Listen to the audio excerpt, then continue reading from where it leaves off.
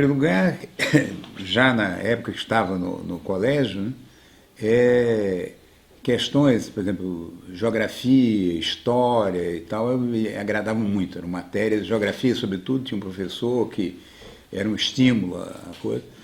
E depois, quando se colocou a história do vestibular, né, eu pensei em fazer economia, que era uma matéria, digamos assim, forte da coisa. Cheguei a me inscrever em economia, em jornalismo, né, e em sociologia, né, que tinha me indicado o curso de sociologia da PUC, né, que era o Padre Ávila, na época, quem dirigia. Né, e então fiz a sociologia, passei. Não fiz nenhum cursinho para isso, fui direto. Enfim, tive uma boa colocação, não fui nem primeiro nem segundo, tive uma boa colocação, que havia uma turma que tinha já estudado ali na própria escola de sociologia, fazia um curso e tal. Mas encontrei também, quer dizer, havia amigos de época de colégio que estavam fazendo, né? Então foi bom. E conheci, né, uma série de pessoas novas, né? Foi o caso do Otávio Velho, do Luiz Antônio Machado, do Sérgio Luiz Silveira de Lemos, que conheci ali, e vários outros. E então, quer dizer, se formou um diálogo forte, e dentro da turma como um todo, foi se criando um certo grupo, né? O Sérgio Lemos, que já tinha feito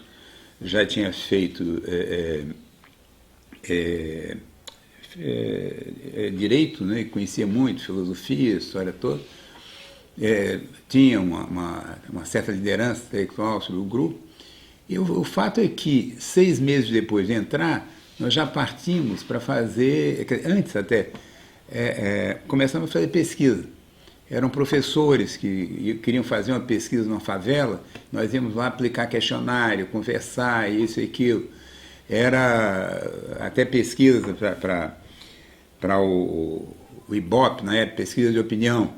Aí saímos cobrindo aí diferentes áreas. Aqui mesmo em Laranjeiras eu andei, eu e um amigo que é débito do colégio, Milton Kogut, cobrimos isso aqui, fomos essa favela aí no final e tal.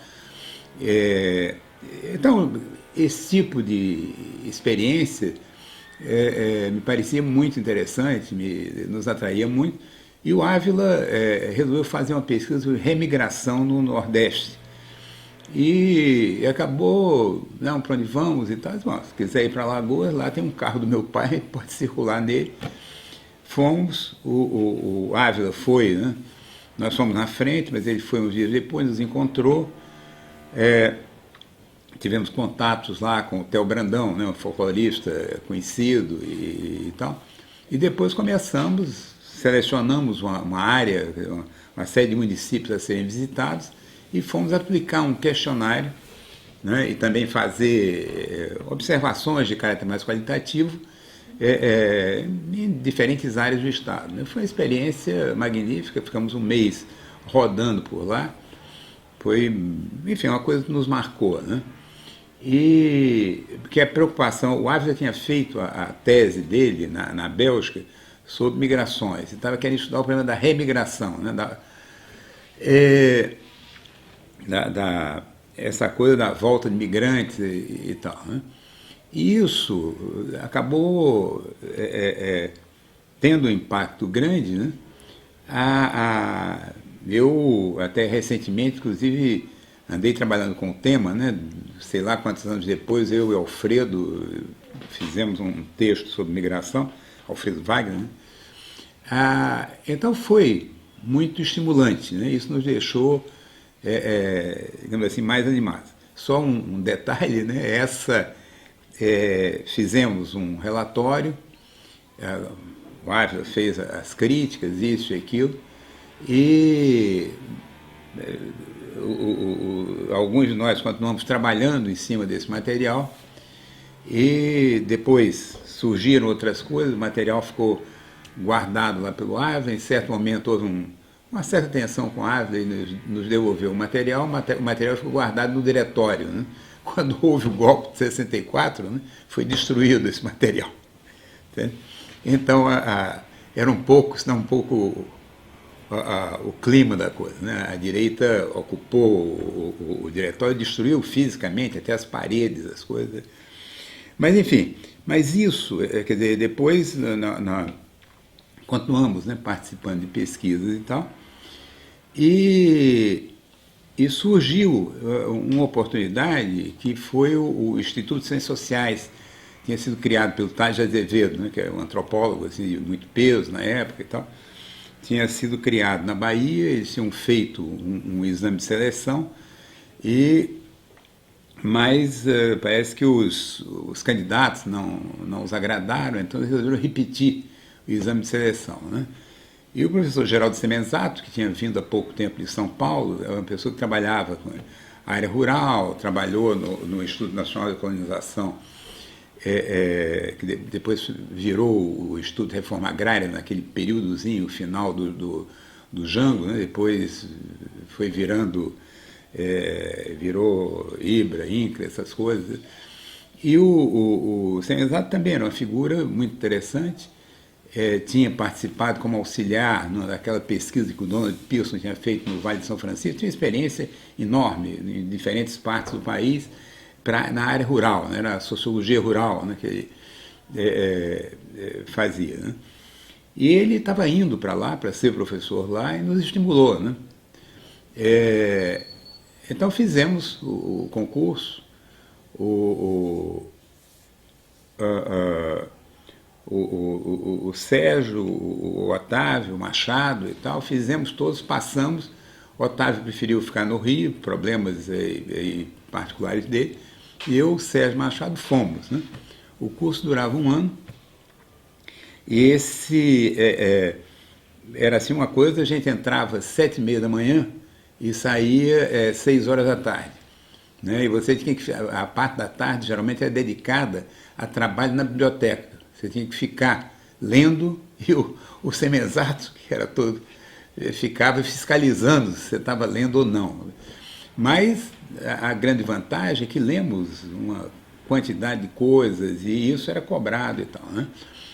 Eu tinha um conjunto de cursos assim, muito legal, e também o Tales atraía para dar pequenos cursos ou palestras e tal, todas as figuras, assim, Roger Bastide, Gilberto Freire,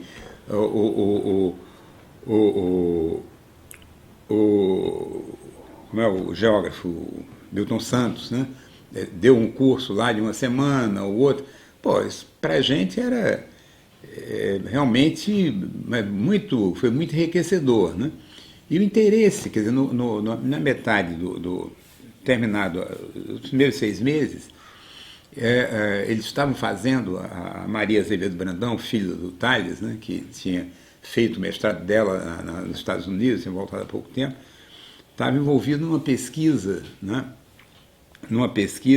sobre estrutura agrária na América Latina, e no Brasil seriam feitos 11 estudos de comunidades, né? E 2 seriam na Bahia. Um na área do cacau, que o Semenzato ficou encarregado, e outro em Camaçari, que não tinha virado um centro industrial ainda, né? Onde a Maria Brandão já tinha feito estudos anteriormente, e ela convidou a mim e o Machado para ficarem trabalhando na área lá. Né? Então foi 1 mês, ficamos lá num povoadozinho, foi uma experiência realmente ótima. Depois tivemos que fazer um relatório em cima daquilo. Quer dizer, então, essa coisa, esse treinamento, né? E a minha coisa da área rural me atraía, enfim, muito, né? Por problema de origem, e depois leituras que eu fazia. Né? Nessa época, as ligas camponesas já estavam, né, muito ativas. Né? Então, um trabalho de curso que eu fiz foi uma análise funcionalista das ligas do Julião, coisas desse tipo. Então, eles já haviam interesse muito direcionado nessa direção. Né? Bom, no final desse curso da Bahia, nós tínhamos que produzir um trabalho que eles estabeleciam, tinha um mínimo, acho que isso é 50 páginas e tal, e também era necessário, quer dizer, implicar você fazer uma pesquisa sua e tal. Né? E então eu trabalhei, o título foi Banditismo Político e Estrutura Social. Por que isso? Eu estava entusiasmado com enfim, o crescimento das ligas e o aparecimento de sindicatos na área rural no Nordeste, mas Alagoas era uma exceção. Os poucos sindicatos que tinham eram sindicatos criados pela igreja e com orientação mais conservadora do que em estados como Pernambuco, Rio Grande do Norte, etc. E, ao mesmo tempo, havia coisas que eram tidas como do passado, continuavam vivas em Alagoas. Né? Essa violência política, né? De mata de um lado, mata do outro e tal. Eles falaram do tal do sindicato do crime. Né? E no final dos anos 50, houve inclusive um tiroteio dentro da Assembleia Legislativa, né? Em que o Márcio Moreira Alves foi ferido, levou a coisa, o sogro do governador morreu no tiroteio, outros, vários feridos, essa coisa toda. Né? Então, por que essa exceção? Né? E então resolvi focar na história do banditismo político, né? O que era isso e tal. E o Tales foi quem me orientou. Me indicou toda uma literatura, sugeriu conversar com algumas pessoas que tinham mexido com isso, tinha inclusive ele não sei se é historiador lá ele da Bahia, mas já tinha andado para Alagoas, a história toda, eu saí, né? E fui para Alagoas também, fiquei menos um mês lá, saí entrevistando pessoas, quer dizer, que eu sabia que foram indicadas a conversa com fulano, com Beltrano e tal. E então escrevi o trabalho, né? O Tales ficou muito satisfeito e, inclusive, queria publicar o trabalho. Né? O Instituto tinha uma programação, quer dizer, eu não fui o melhor aluno, não fui, mas foi considerado o melhor trabalho. Né? O Tales queria publicar, eu digo, ótimo, vamos lá e tal. E daí eu tirei já um artigo que acabei publicando naquele Cadernos Brasileiros, essa coisa toda. O Otávio, eu conhecia o cara que estava na redação, que pediu a coisa, dei esse artigo, foi o primeiro artigo assim, que publiquei, quer dizer, claro, o Jornal do Colégio já tinha publicado coisas, né? Era um dos editores lá do jornal. Então, essa coisa, quer dizer, então para mim teve me motivou mais, né? Quer dizer, puxar as minhas pesquisas em determinada área. Né? Então, a minha perspectiva, inclusive, é voltar para o Nordeste. Né? Eu realmente passava o ano no Rio, mas geralmente nunca fiquei para a segunda chamada, geralmente já era aprovado no início de dezembro, já me picava para lá, ficava na casa de uma tia, enfim, tinha uns irmãos que eram mais malandros, demoravam, ficava a segunda época e tal, porque queria ficar mais tempo lá. Né? E estava, quando foi surgindo isso, né, estava querendo me programar para depois dar continuidade profissional à experiência acadêmica no Nordeste. Né? E então quer dizer, isso foi puxando temas e tal. Eu aqui no Rio, né? Aqui no Rio, eu estou falando, Otávio, Machado e mais outros colegas e tal, o Sérgio Lemos e outros.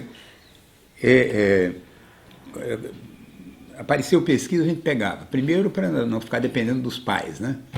Então, o Manuel Diegues Júnior, né, estava à frente do Centro Latino-Americano de Pesquisa em Ciências Sociais e apareceu pesquisa e tal, nos chamava, eu e Otávio, sobretudo, ficamos muito lá. Foi uma notável experiência, quer dizer, contato com sociólogos, antropólogos, historiadores assim, de vários países, né? O, foi uma coisa assim, e ao mesmo tempo participar de pesquisas, pessoas com perspectivas diferentes, essa coisa, então foi uma experiência muito rica. Bom, e também na Cândido Mendes, né? O Cândido também foi nosso, Cândido Mendes foi nosso professor, e se criou uma espécie de grupo de trabalho, nos encontrávamos na casa dele à noite e tal, foi. E, em certo momento, ele estava querendo criar o IUPEST, não tinha dado nome ainda, e puxou certas pesquisas, né? E eu, Otávio Machado, participamos de algumas dessas pesquisas. Então, o clima era um pouco esse, né? E ficávamos, a Ana Judite, que tinha se formado já, estava tentando criar um escritório de pesquisa, andamos aí circulando, oferecendo trabalho de pesquisa, mas não deu certo. E aí surgiu no Centro Latino-Americano um cartaz lá e tal, oferecendo uma bolsa na França. Você, quer dizer, uma bolsa de pesquisa, você tinha que ficar um ano na França, depois viria fazer pesquisa no Brasil. E então eu, o Otávio, a Rosa, com quem depois fui casado e tal, apresentamos projetos, os projetos foram aprovados, né? E era uma bolsa muito boa e tal. Então, o meu projeto era exatamente condições de emergência das ligas camponesas, né? Aquela coisa de recorrência e emergência do Florestan, que estava trabalhando com isso, quer dizer, como de repente uma situação é rompida e essa coisa emerge. E já comecei a trabalhar em cima desse material. Eu tinha uma série de leituras feitas, né? Esse debate que havia aqui, feudalismo, capitalismo, né? E já levei, quer dizer, algum material lido, acumulado e tal. Na ocasião fiz também seleção para que estava interessado lá na Flax, no Chile, enfim. Aí eu e o Otávio fizemos, também passamos, mas aí eu escolhi a França, né? O Otávio acabou não passando nos dois, não indo nem para um nem para outro, ficou aqui, estava trabalhando já no Museu Nacional a essa altura e tal. Bom, e para surpresa minha, né, estava com esse projeto armado, mas para surpresa minha, quando cheguei lá no Instituto da América Latina, lá, que era o organismo que era dirigido pelo Pierre Monbeg, né, pelo o geógrafo, né, e historiador.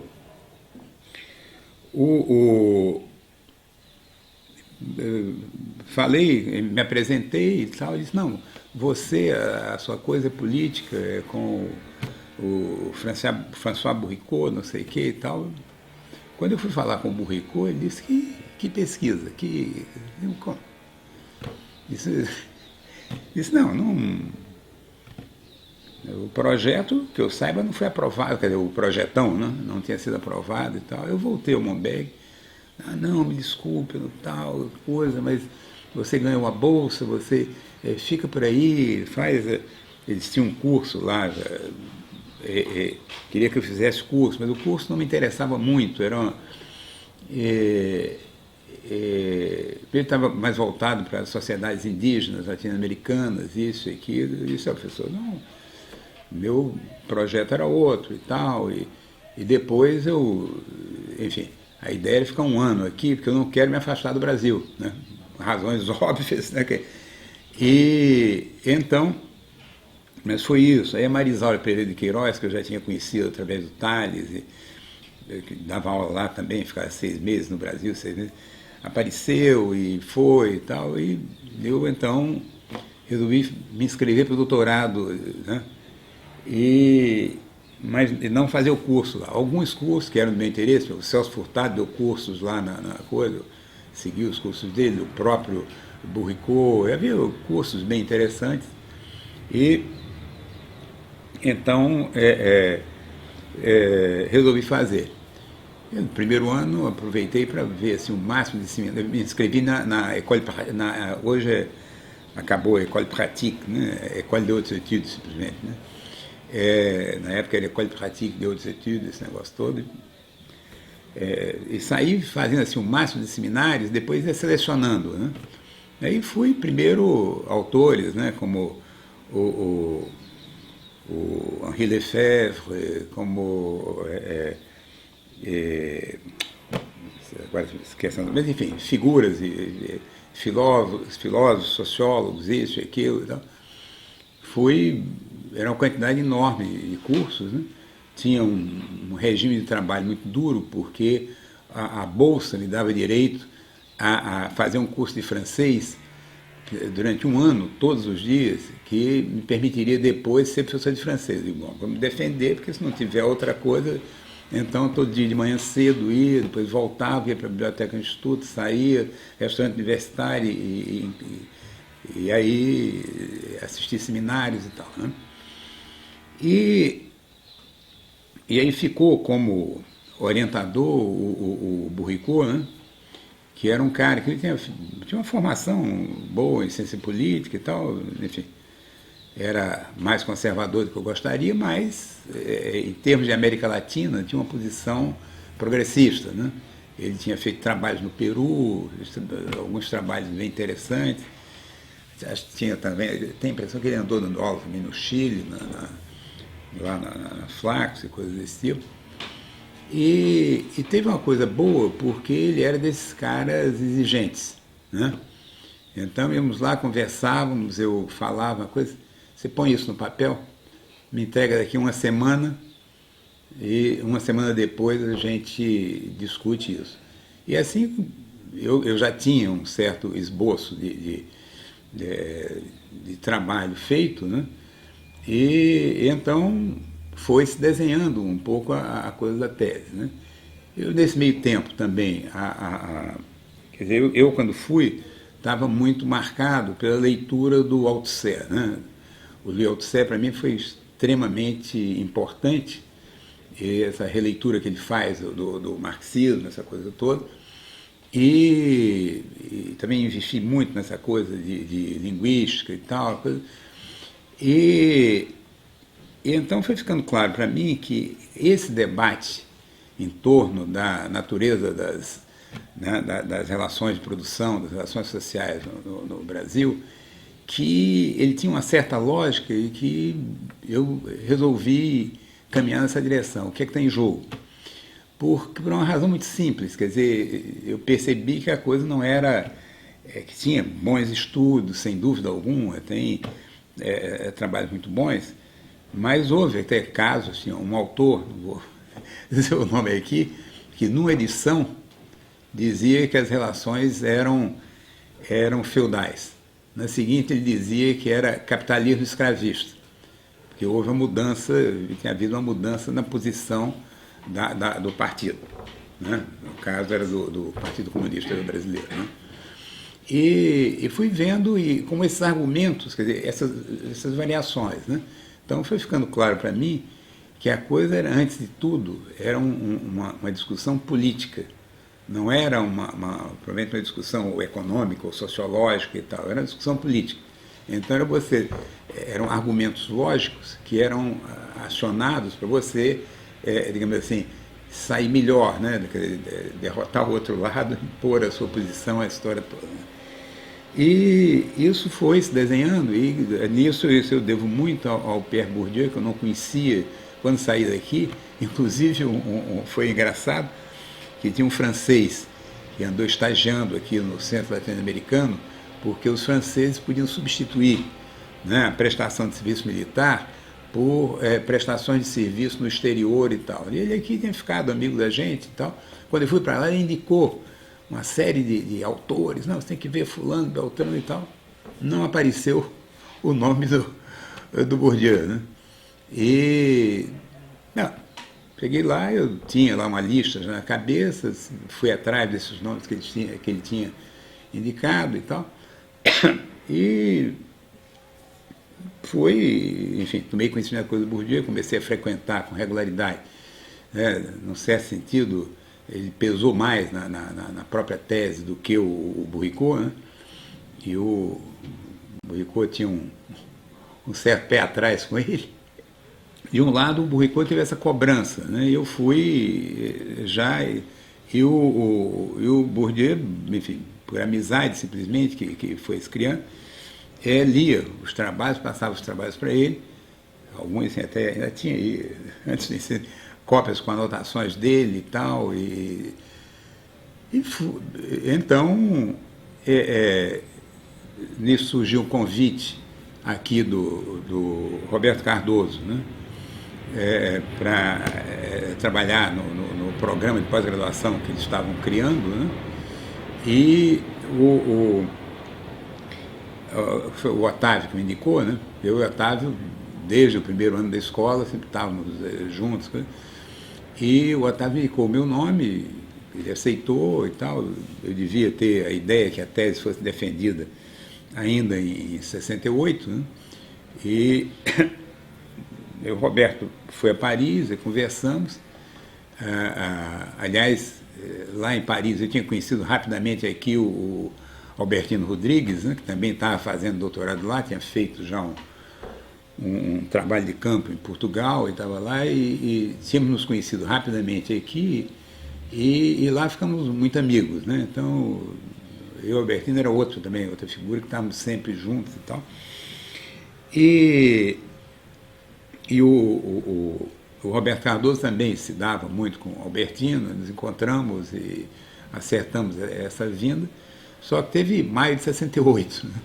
Então, maio de 68, aí não dava para você ficar dentro de casa escrevendo tese, enfim, o próprio Instituto da América Latina, o pessoal resolveu ocupar um instituto, e eu e o Albertino é que acabamos, assim, uns peruanos meio loucos lá e tal. A gente, então, se colocou participando para ter o controle da história. Depois o Monbeg, quando estava viajando, quando voltou, veio nos cobrar. Pô, mas você... Não, professor, o problema é que nós éramos contra a ocupação, porque eles, pô, finalmente, isso aqui é um instituto que eu presido, eu sou socialista, pô, lutei contra os nazistas, essa coisa. Não, professor, a gente sabe disso. Agora, o problema é o seguinte, o que nos pareceu foi isso, então adotamos essa postura. Conseguimos ter maioria no comitê. Com isso, a gente fechava o instituto todo dia, a sua sala ficou bloqueada, isso aí se deu conta. Né? Então, quer dizer, mesmo nessa história toda, a tese está misturada com uma certa atividade política lá. Né? Teve um outro também, uma figura meio louca, que tinha criado um grupo de resistência à ditadura, né? Um grupo que pretendia lutar armada, mas ele estava lá, boa parte. E aí resolveram ocupar a Casa do Brasil. Situações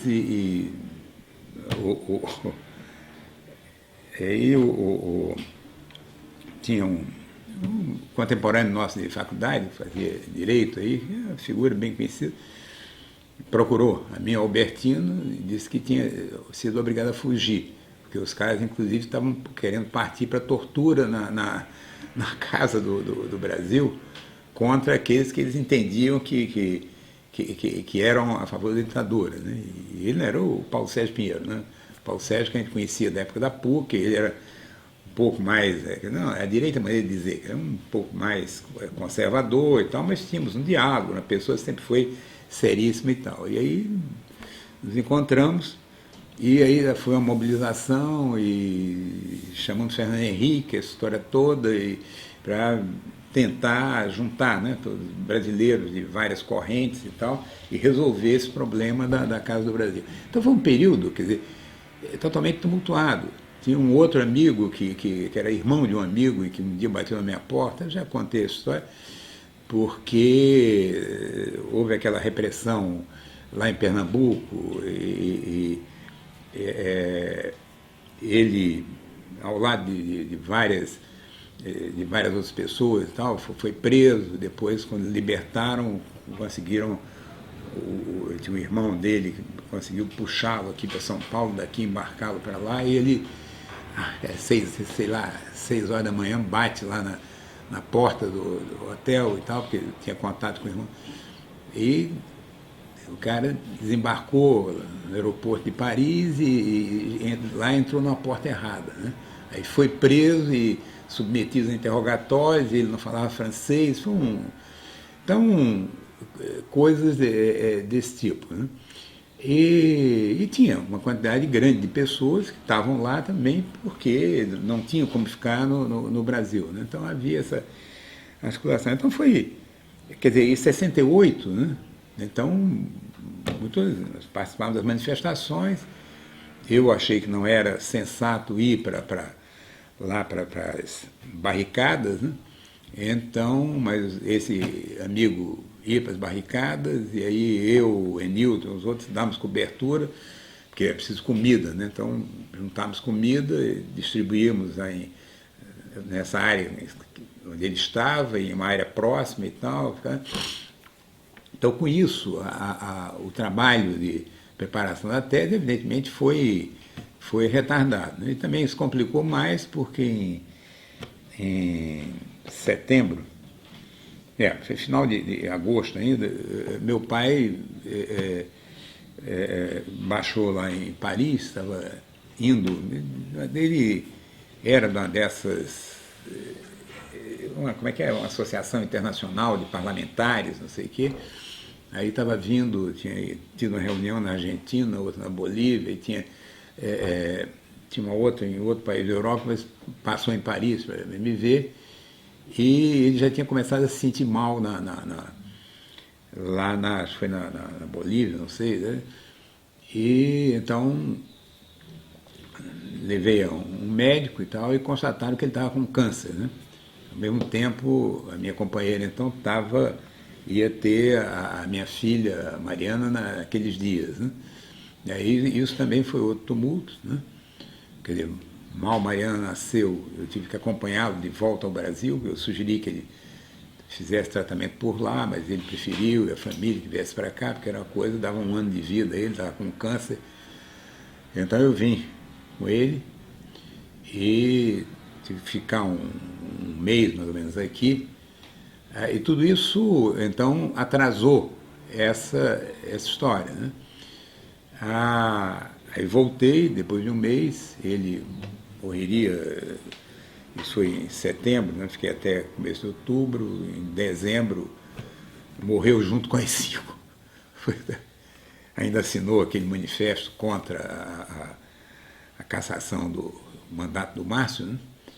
E, enfim, e aí eu vim de novo, coisa do enterro dele e tal, né? Bom, meu irmão Vladimir estava preso nessa época, né? Era outro problema, né? Enfim, isso, quer dizer, me atrasou, né? Isso me atrasou, mas no abril de 69 eu entreguei a tese lá ao Burrico, e ele disse, olha, infelizmente eu estou viajando para o Líbano, vou ter que dar um curso lá esse semestre, agora só não posso ler agora a tese, não sei o que, você deixa aí. E voltei para cá, voltei já, que não estava com o título ainda, mas comecei a trabalhar com uma bolsa para o PPGás, né?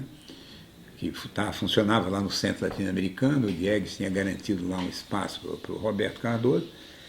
E então só em 71 é que eu arranjei um dinheiro para comprar uma passagem, porque grana não tinha, comprar passagem, ir e tal, e defendi. Eu entreguei em 69, né, em abril de 69, e defendi em março de 71. Né? Estava trabalhando muito a partir das formulações do Althusser, né? E da coisa do Bourdieu, né? O Bourdieu tinha publicado o artigo dele sobre campo intelectual, né? Que foi isso aí, discuti para burro com ele, depois ficamos anos e tal. E então eu achei que facilitou a montagem da coisa. E então quer dizer, a tese foi basicamente uma apresentação, né, desse debate, né, sobre feudalismo, capitalismo, escravismo, né, o que é isso? O título ficou sendo, como é que é? Capitalismo e escravidão, enfim, tem um subtítulo que agora não. Enfim. Então a tese foi eu tentei dar conta dessas diferentes tomadas de posição, né, e dessas modificações, né, trabalhando com esses conceitos e tal. E o último capítulo da tese, né, então era uma espécie de proposta de trabalho a ser feito, que era tentar, no Nordeste, na área canavieira do Nordeste, tentar cobrir todo aquele conjunto de posições e oposições sociais, usando essa coisa do Bourdieu, né, que é a plantation, né?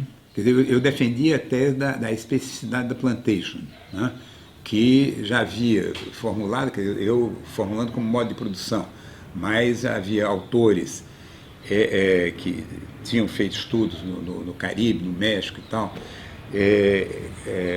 como o Eric Wolff, o Sidney Mintz e tal, que eu tinha muito a ver, né? E o Mintz também já tinha chamado a atenção para o papel, por exemplo, que numa daquelas ilhas do Caribe, o comércio clandestino tinha para a libertação dos escravos, né? Eles plantavam, que seria o de comer deles, e vendiam clandestinamente, né? Então essa coisa de como esse comércio, né, esse pequeno comércio, ameaçava esse monopólio, né? E no caso no caso da plantation canavieira e tal, o barracão era uma coisa central. Só que já havia indicações, né, de que isso que eu tinha lido esse geógrafo francês e o Caio Prado e tal, que estava criando uma certa competição. Também vi que nesse momento que tinha, isso até antes o Celso Furtado já tinha chamado a atenção, nos anos 50, com a expansão da cana, houve proprietários, antigos senhores de engenho, que estavam se sentindo sem condições de tocar aquilo sozinho, porque agora tinha a coisa das usinas, isso e aquilo, então preferiram vender as suas terras, né? E você vender uma terra para uma usina, o cara que paga lá embaixo, né? Se você dividisse a terra e vendesse, né, para pequenos proprietários, né, quer dizer, às vezes antigos moradores dele ou do vizinho e tal, então estava havendo uma certa fragmentação da propriedade, né? Então deu a perceber isso, e então que o projeto que eu armei para o Nordeste, que foi um pouco a origem disso aí, era tentar cobrir todas as posições e oposições sociais, né?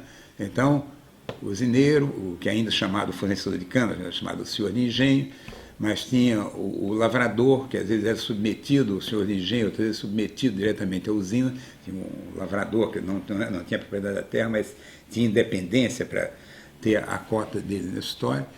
E então bom, tinha tinha os trabalhadores de rua, que também estava aumentando o número de trabalhadores de rua, como eles chamavam, né, o pessoal que vinha só na época da safra, de determinados serviços e tal, ficava morando na cidade, que a expulsão de trabalhadores rurais, que já tinha sido grande nos anos 30, tá? A própria circulação desse pessoal, a coisa mudou de figura. O Manuel Correia de Andrade tinha chamado a atenção já para isso no final dos anos 30 e início dos anos 40. Depois o Celso Furtado, falando nos anos 50, parecia que era a mesma coisa. Eu fui ver, não era exatamente a mesma coisa. Havia redefinições, né, de relações, algumas que me pareciam romper com o esquema, mas outras não. Tá? Então, e aí foram aparecendo coisas desse tipo, né? Você tinha aquele... bom, trabalhador da rua, você tinha moradores, mas era um morador, como eles às vezes diziam, até morador de senzala, que eram as antigas senzalas em Pernambuco, aquela casa única, só dividida por uma parede e tal, e, às vezes nem isso, né? E o pessoal, às vezes, é proibido até de plantar atrás de casa e tal. E tinha aquele morador que depois ganhava a confiança do senhor de engenho, recebia uma terra mais afastada, e aí podia também ter o roçado dele, a história toda e tal. Além disso, tinha o morador foreiro, esse que tinha que pagar o foro no início de dezembro, tá? Mas tinha que dar 18 dias de trabalho gratuito ao longo do ano, que era o famoso cambão, que até então via coisas do cambão que o pessoal não... E tinha o trabalhador de condição, que era se o cara vinha pedir para trabalhar lá permanentemente no engenho.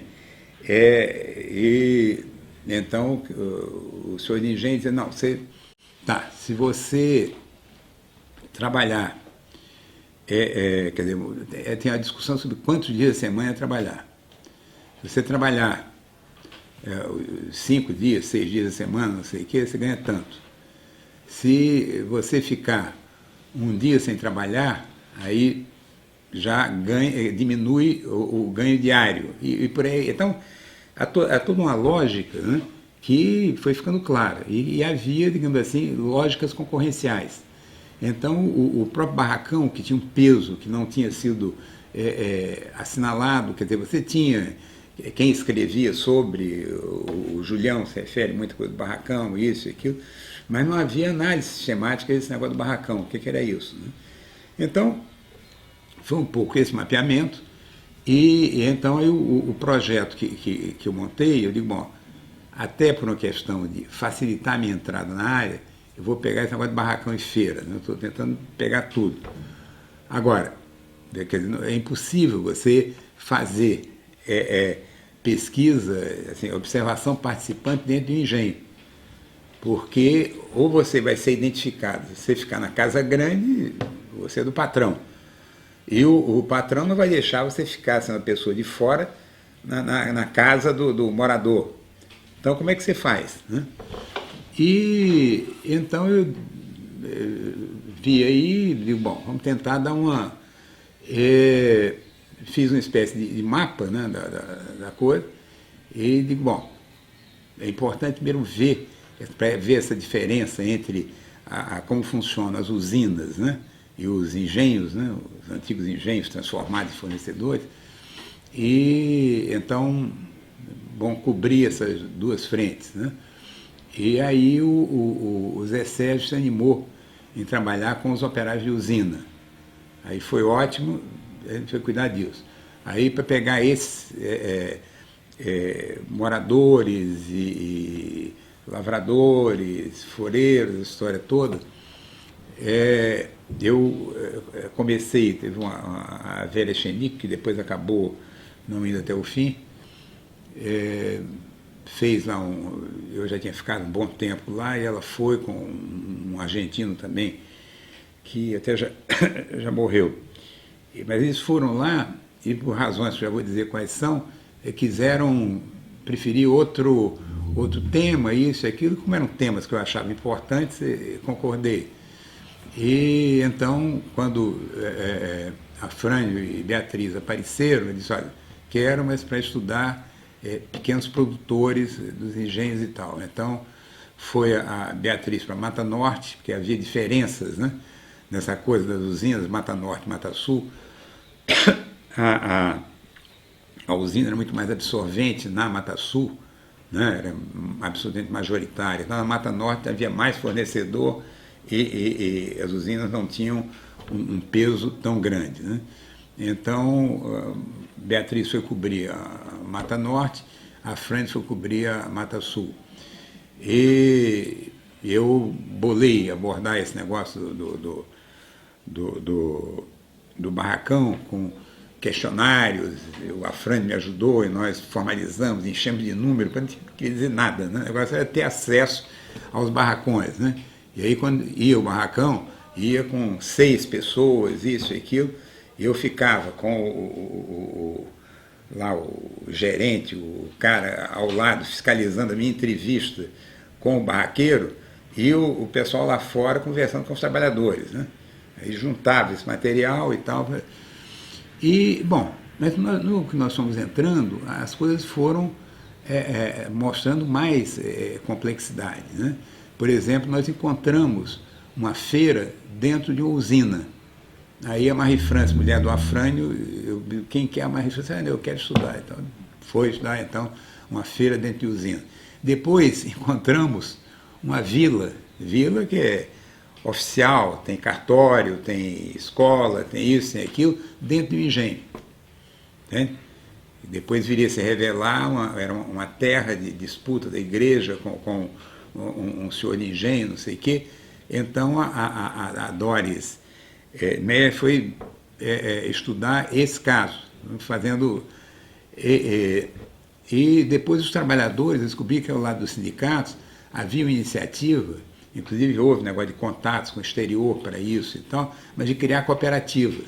Aí a Leila Landim foi estudar cooperativas. Tá? Então, quer dizer, esse quadro se mostrando mais complexo e eu fui tentando cercar isso aí. E algumas coisas, de vez em quando o pessoal fez negócio de barracão, era difícil para burro de entrar, né?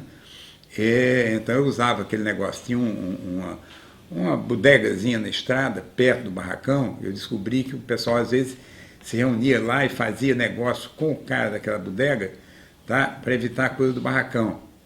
E aí comecei também a baixar lá, tomava uma caninha com os caras, esse negócio todo, ia, ou tinha uma pessoa do sindicato que tinha um trânsito por ali e tal, que me dava essa indicação. Então a coisa foi seguindo por aí, né? E realmente foram assim, surgiram coisas muito boas, né? Os trabalhos que foram gerados daí, da Beatriz, do Afrânio, do Zé Sérgio, da Doris, da Leila e tal. Tá? E então a pesquisa inicial foi basicamente isso. Tá? E, enfim, publicamos algumas coisas e tal, mas seria preciso, quer dizer, a gente, a essa altura, já tinha visto que havia variações outras, tá? Que a coisa, por exemplo, na Paraíba, em Alagoas, não era exatamente aquilo. E depois também estávamos curiosos de ver como é que se passava no Agreste, no Sertão, porque também não era aquela coisa tão bloqueada, quando você lia naqueles livros de geografia e coisa, era como se fosse quase que mundos diferentes, né? E havia pessoal do Agreste vendendo coisas nas feiras lá, e coisa, pessoal do Agreste que migrava para lá e virava.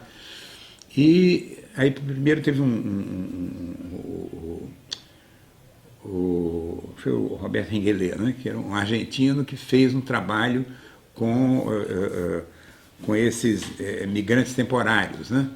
Também nessa mesma época e tal. Mas resolvemos ampliar esse projeto, né? Ver tanto na direção de pegar outros estados vizinhos, Paraíba e Alagoas, né? como também olharmos como é que essa coisa no sertão, como é que se dá no Agreste, no sertão, no cultivo do algodão. No cultivo do algodão você tinha barracão também, mas como é que a coisa se dava? E foi aí que viemos a montar o tal projeto Emprego e Mudança Socioeconômica, né?